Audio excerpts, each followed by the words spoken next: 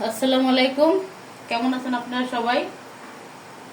আলহামদুলিল্লাহ আমি ভালো আছি। আজকে চলে আসলাম নতুন আরেকটি ভিডিও নিয়ে। আজকে আমি রান্না করব রুই মাছ দিয়ে ফুলকপি আলু দিয়ে ঝোল। যাই হোক, আমি একটা কড়াই বসাই দিয়েছি। এখন মাছগুলো আমি ভেজে নিব। মাছগুলো ফার্স্ট আমি হলুদ লবণ এবং হলুদ লবণ দিয়ে মেখে রেখেছি। এখন আমি এগুলোকে ভেজে নিব ফার্স্টে, তারপরে রান্নাতে চলে যাব। তো যাই হোক, মাছগুলো ভেজে নিই।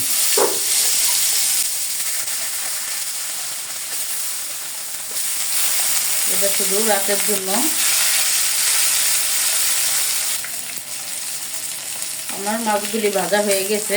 এখন আমি মাছগুলোকে তুলে নিব। সুন্দর করে মাছগুলোকে ভেজে নিয়েছি। এক এক করে মাছগুলোকে তুলে নিব।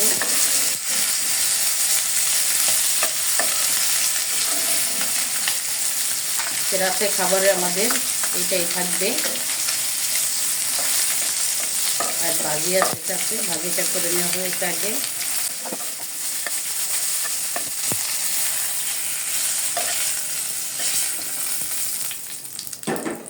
যাই হোক, এখন আমি আলু কপি দিয়ে রান্না করব, ফুলকপি দিয়ে। তাই আলুগুলো আমি হলুদ মধ্যে মাখিয়ে রেখেছি। এনে দুটো আলু কেটে নিয়েছি, এগুলো একটু ভেজে নেব।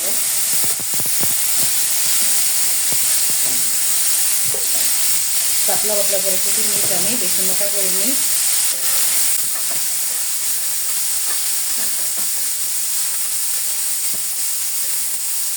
হালকা তেলে ভেজে নেব।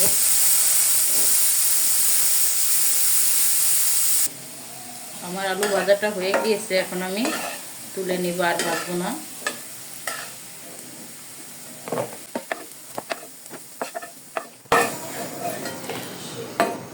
এখন আমি ফুলকপিগুলোকে হালকা করে একটু ভেজে নিব।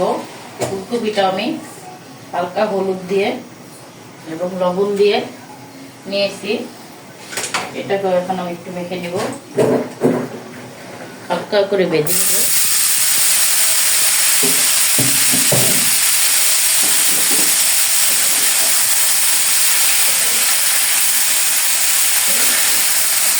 ফুলকপিটাকে ভাপ দিয়ে নিয়েছি পাঁচটা একটু।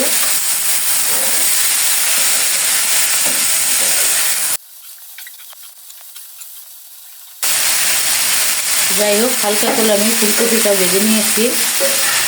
এখন আমি নামিয়ে নিব।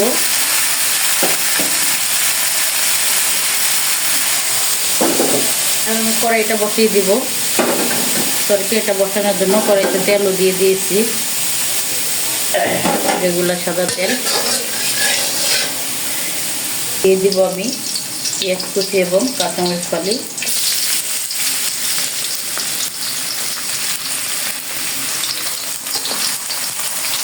দিয়ে দেবো সামান্য লবণ।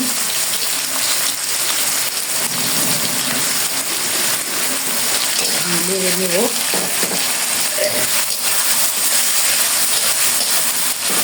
পেঁয়াজটা এখন ভালো করে আমি ভেজে নিব।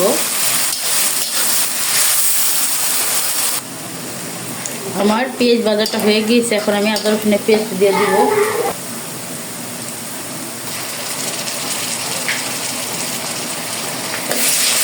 দিয়ে দিলাম 2 চামচের মতো আদা রসুনের পেস্ট।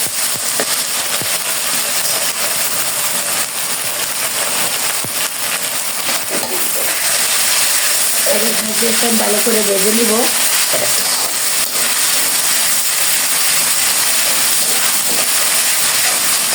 এখন দিয়ে দিব আমি 1 চামচের একটু বেশি হলুদের গুঁড়ো। দিয়ে দিব 2 চামচের মতো লাল মরিচের গুঁড়ো।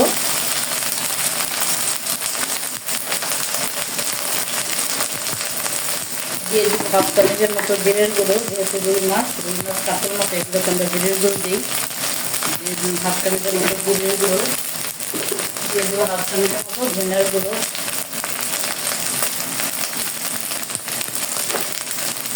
এখন আমি সুন্দর করে মশলাটাকে কষিয়ে নিব।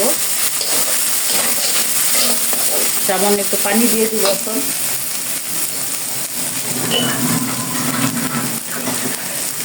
যাতে আমার মশলাটা পুড়ে না যায়, সেই জন্য পানিটা দিয়ে নিলাম। এখন আমি পানিটাকে ভালো করে মশলাটাকে কষিয়ে নেব।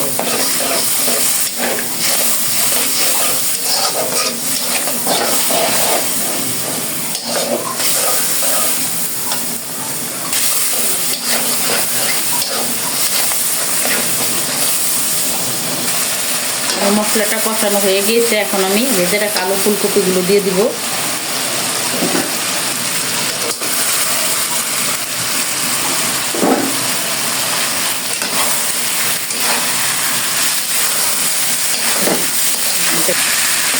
হালকা করে একটু ভেজে নিব।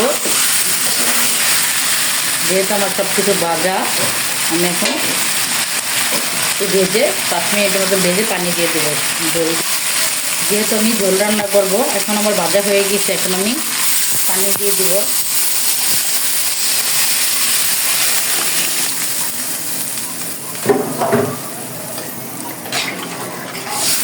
পানিটা বলক আসলে আমি মাছগুলো দিয়ে দিব। আমার ঝোলটা ফুটে গিয়েছে, এখন আমি মাছগুলো দিয়ে দিব।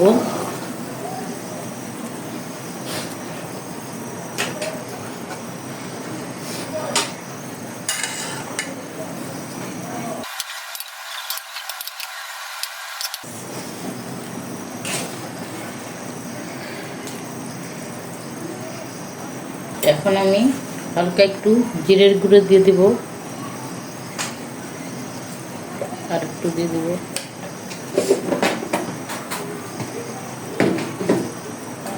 এখন আমার যখন হয়ে যাবে, তখন আমি ধনেপাতা দিয়ে নামিয়ে নিব। ঝোলটাকে আমি আর একটু শুকাবো।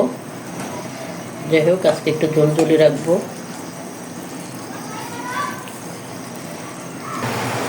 এখন আমার তরকারিটা হয়ে এসেছে, আমি এখন ধনেপাতা দিয়ে নামিয়ে নিব। যেহেতু আমি একটু ঝোলই রাখবো আজকে।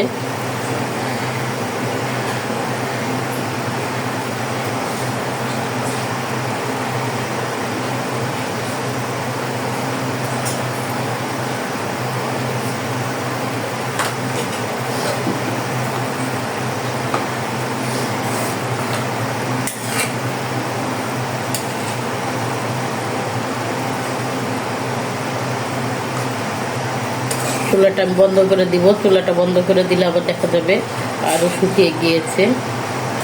আলুর তরকারিটা এমনি একটু টেনে যায়। তো যাই হোক, হয়ে গিয়েছে আমার তরকারি।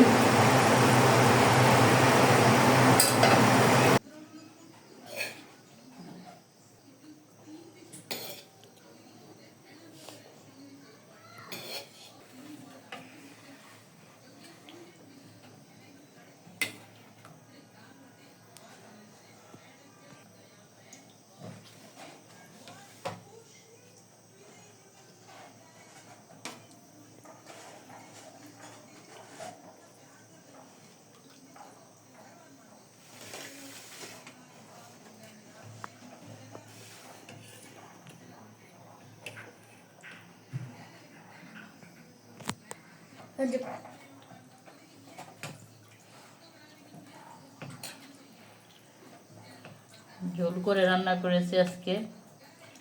যাই হোক, বাচ্চারা ভাজি খাবে না, তরকারি দিয়ে দিলাম। খেয়ে দেখি কেমন হয়েছে।